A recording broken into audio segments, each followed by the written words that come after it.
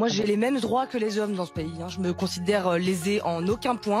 J'aimerais juste en fait qu'on arrête le ouin-ouin de bonne femme. Parce que c'est exactement ce que c'est. Tous les ans, à la journée de la femme, les médias nous ressortent l'histoire. Ah non, Emmanuel, c'est la journée. Mais je m'en fous. Mais donc tous les ans, à cette fameuse date là qu'on ne citera pas, on nous ressort l'écart, le soi-disant écart salarial. Et finalement, on se rend compte qu'en fait, à poste égal, études égales et temps de travail égal, il y a pratiquement aucun écart salarial. Donc bref, on n'est pas du tout moins payé que les hommes, n'importe quoi. À la maison, souvent, on est plus dans l'organisationnel, on s'occupe plus des enfants. Bah pardon, il y a quelque chose qui s'appelle l'instinct maternel, voilà. Et j'ai envie de dire, c'est même pas qu'on n'en fait pas assez pour les femmes, que limite on en fait trop. Je ne sais pas si vous la connaissez, elle s'appelle Juliette Briens et le média Valeurs Actuelles la qualifie de tireuse d'élite à la télé. Comme quoi, elle tire à balles réelles et elle n'a pas peur de dire certaines vérités, on va dire. Cette journaliste de l'incorrect ne se laisse démonter par personne.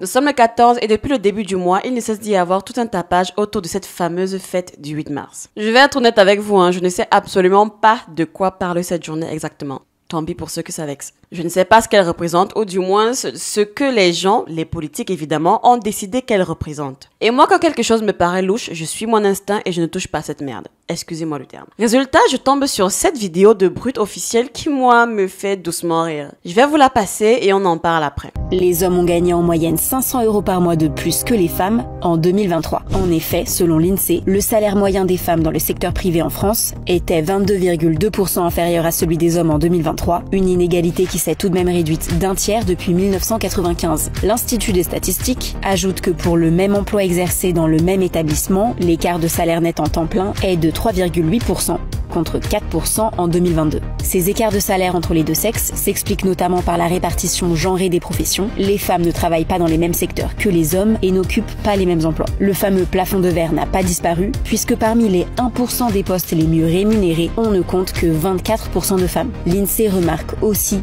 que la différence de salaire en faveur des hommes croît avec l'âge. Elle n'est que de 4,3% chez les moins de 25 ans à volume de travail égal et augmente ensuite régulièrement pour atteindre un quart pour les 60 ans et plus. Et l'écart de salaire s'agrandit aussi avec le nombre d'enfants. Les femmes sans enfants gagnent en moyenne 13,8% de moins que les hommes, mais celles avec 3 enfants ou plus, 40,9% de moins.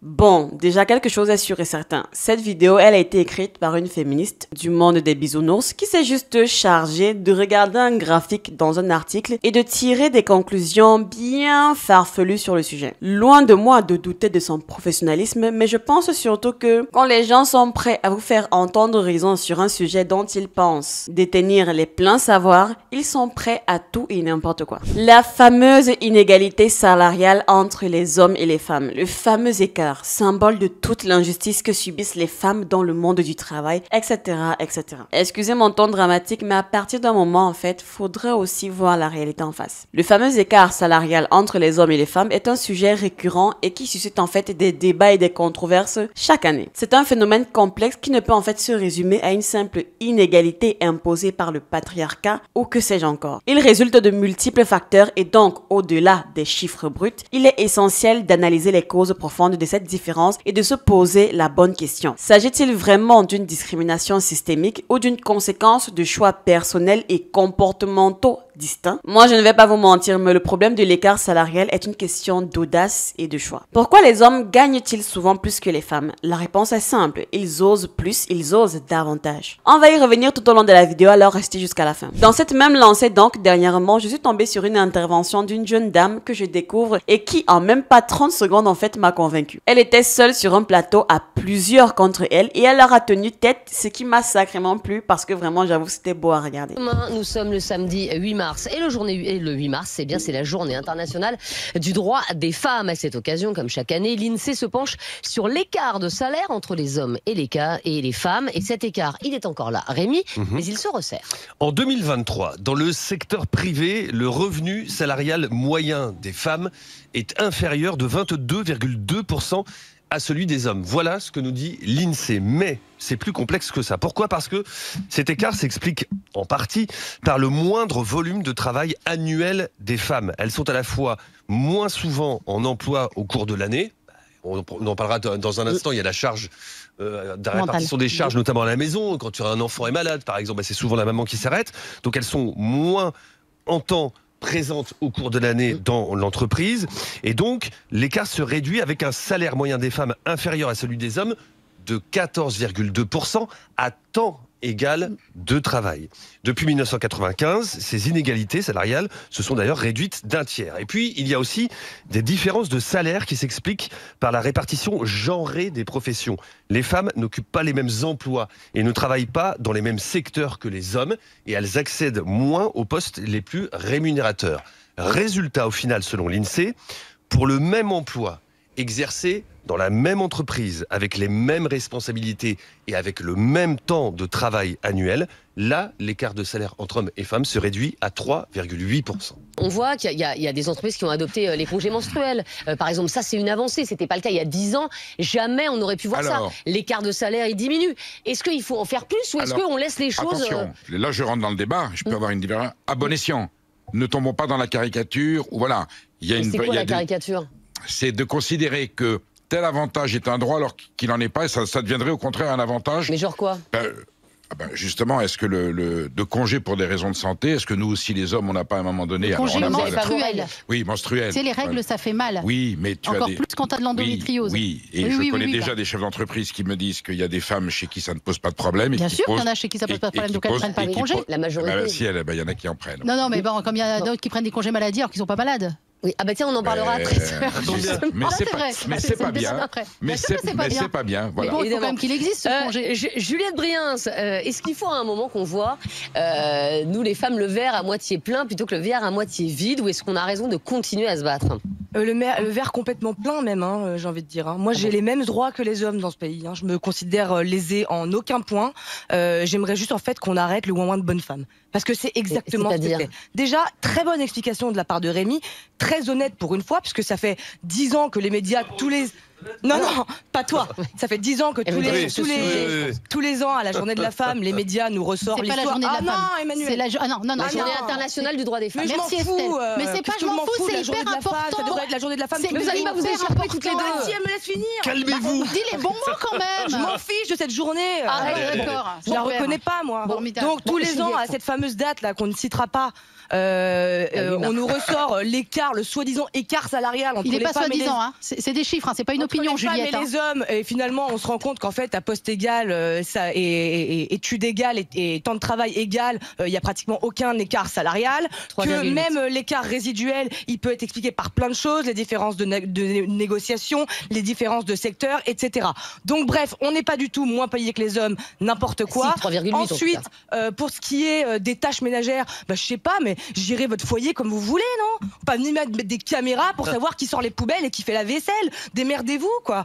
Et après, à un moment donné, si la charge mentale des femmes existe, moi je la nie pas. Évidemment que la charge mentale des femmes, elle existe et que à la maison, souvent, on est plus dans l'organisationnel, on s'occupe plus des enfants.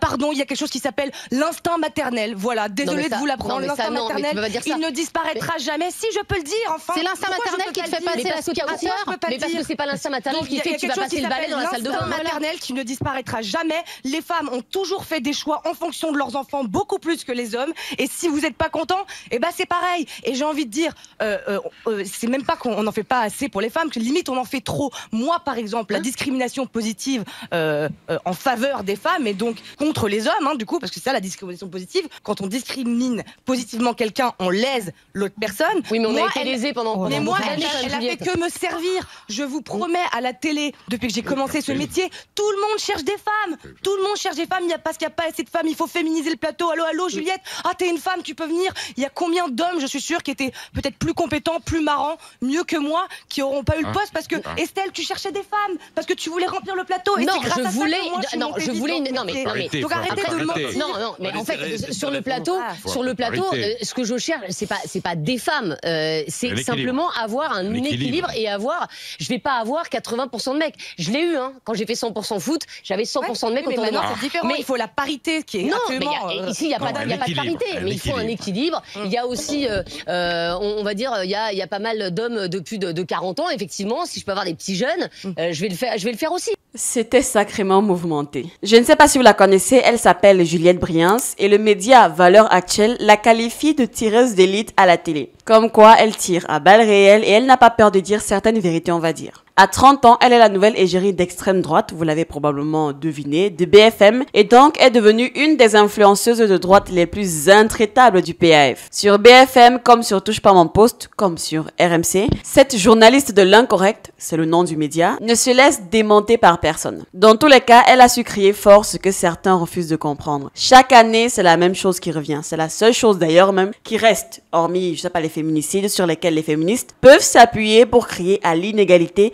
et à la marginalisation. Je vous propose donc qu'on en parle. Un premier facteur essentiel de l'écart salarial réside dans la différence d'approche vis-à-vis des augmentations. De nombreuses études montrent que les hommes demandent plus régulièrement des augmentations ou alors des revalorisations salariales, souvent chaque année ou du moins tous les 2 ans. Les femmes en revanche hésitent. Elles hésitent davantage à entreprendre donc cette démarche par peur du refus, par manque de confiance ou par perception différente du travail et de la rétribution. Cette différence d'attitude joue un rôle clé dans l'évolution des salaires au fil du temps. L'engagement au travail se manifeste aussi par la volonté d'effectuer des heures supplémentaires ou de travailler le week-end. Lorsqu'un employeur propose des heures supplémentaires, les hommes sont généralement en fait plus enclins à les accepter, tandis que les femmes, pour diverses raisons, se montrent souvent plus réticentes. Or, ces heures supplémentaires ont un impact direct sur la rémunération globale, contribuant ainsi à un écart de revenus. Les métiers les mieux rémunérés sont souvent ceux qui exigent des conditions de travail difficiles, que ce soit en termes de dangerosité, d'efforts physiques ou de contraintes horaires. Le BTP, les bois, l'assainissement ou encore certains postes industriels sont majoritairement occupés par des hommes en raison de leurs exigences physiques et de la nature du travail. Ces professions, bien que mieux payées que d'autres secteurs, attirent moins les femmes qui préfèrent souvent des emplois plus ou moins compatibles avec une vie de famille ou tout simplement qui leur laissent du temps pour elles. Un écart qui se creuse donc avec le temps. Au moment de l'embauche, les salaires entre hommes et femmes sont souvent similaires pour un poste identique. Mais avec le temps, l'écart se creuse en raison de différences d'attitude vis-à-vis de la progression de carrière. Un homme qui accumule les heures supplémentaires, qui demande des augmentations régulières et qui accepte des postes à responsabilité verra sa rémunération augmenter plus rapidement. Une femme qui reste plus discrète sur ces aspects et qui refuse certaines opportunités par choix personnel risque de voir son salaire stagner. Vous voyez donc qu'il y a tous ces facteurs qui jouent un rôle prépondérant qu'il faudra prendre en compte lorsqu'on doit faire les calculs. Plutôt que de dénoncer cette injustice systémique, il est peut-être temps en fait d'encourager une approche plus proactive. Inciter les femmes à renégocier ou du moins à mieux négocier leur salaire, leur demander de s'impliquer davantage et à envisager sans crainte des carrières différentes car l'inégalité ne se décrète pas, elle se construit. Alors oui, en fin d'année, les statistiques montrent un écart, mais au lieu de crier au scandale et en fait d'accuser le patriarcat, il est peut-être temps d'être honnête envers nous-mêmes. Mesdames, osez demander des augmentations, impliquez-vous davantage et brisez vous-même ces écarts. Il y a aussi un autre sujet que j'entends souvent et vous me direz si après cette réflexion, vous pensez toujours pareil. En gros, quand on parle souvent d'inégalité salariale, on associe souvent ce même fléau, on va dire, avec l'inégalité des chances. Et moi, j'ai envie un petit peu de mettre une situation sur la table et vous me direz, messieurs, mesdames, peu importe ce qui tombe sur cette vidéo, si pour vous, il s'agit vraiment d'une injustice ou alors si les gens ont juste décidé d'être réalistes, d'être même altruistes, je dirais. Donc, si je ne me trompe pas, je crois c'est soit au Japon, soit en Chine. En gros, il y a un constat qui a été fait depuis un certain moment maintenant dans les secteurs comme celui de la médecine. Les autorités, on va dire, ont constaté que ça fait un bon moment que les hommes sont beaucoup plus employés que les femmes. Oh là là, quel scandale, c'est du sexisme, de la marginalisation. Pour ceux qui crient au scandale, permettez-moi de continuer. Et donc, quand on vient se renseigner sur le pourquoi du comment de cette marginalisation entre guillemets, il y a un truc simple qui s'explique. Le constat est fait, les femmes sont meilleures académiquement parlant, elles obtiennent les meilleures notes aux examens, elles sortent premières, etc. Bref, en gros, les femmes dominent vraiment en ce qui concerne le cursus académique. Quoi donc de plus logique qu'elles soient également les premières à être recrutées dans les hôpitaux et j'en passe. Seulement un autre constat est très vite fait et très vite observé et observable. Les femmes au bout de 5 voire 10 ans d'exercice donc de fonction, des problèmes réels leur tombent sur la tête, des grossesses, des mariages, et donc ce qui signifie des femmes qui seront obligées d'abandonner en masse leur travail pour rentrer à la maison et s'occuper des enfants. Parce que oui, en Chine et au Japon, en gros dans l'Asie en fait, les gens sont encore dans la conservation des traditions. Donc vous allez voir un nombre fulgurant de médecins qui vont quitter leurs emplois parce qu'elles doivent s'occuper de leur foyer. Et quoi de plus normal, elles aident à la nation. C'est pour ça ça d'ailleurs que c'est une noble profession d'être une femme au foyer. Ce n'est pas un métier de tout repos. Vous vous occupez de bâtir les futurs hommes de demain. Mais bon, soit, vous me direz que c'est peut-être ma romantisation de la chose. Bref, de par ce constat, qu'il y a-t-il donc de judicieux à faire? Les malades et les mourants, il ne cesse d'y en avoir, partout sur le territoire. Des cas urgents et j'en passe. Mais dans toute une ville seulement, seul un petit nombre de médecins, bon pas petit, mais disons un nombre pas suffisamment optimal, peut être déployé parce que la majeure partie de ces dernières sont des femmes qui ont des foyers à gérer. Résultat, il n'y a plus beaucoup de médecins. Que devons-nous faire? Que ferons-nous dessus? Je ne vois qu'une seule solution logique. Mettre plus d'hommes au poste de médecin pour éviter le pire. Parce que l'hypothèse comme quoi les femmes n'ont qu'à prioriser leur carrière à leur héritage, ce n'est que, excusez-moi le terme, mais des fous en fait qui peuvent mettre ça sur la balance et se dire que c'est un choix judicieux. Si plus aucune femme n'accouche, si plus aucune femme ne décide de se consacrer à faire la chose pour laquelle l'univers l'a créé, où ira donc l'humanité? Réfléchissez. J'avais déjà fait une vidéo plus complète en fait sur l'univers économique de la femme. Le lien va probablement s'afficher là. Ouais. Mais bon, ce sont des thématiques qui ne cessent de tourner en boucle. Alors forcément, on va se répéter. Dans tous les cas, c'était tout pour cette courte vidéo. Dites-moi ce que vous en avez pensé dans les commentaires et on se dit à bientôt dans une prochaine vidéo. Ciao!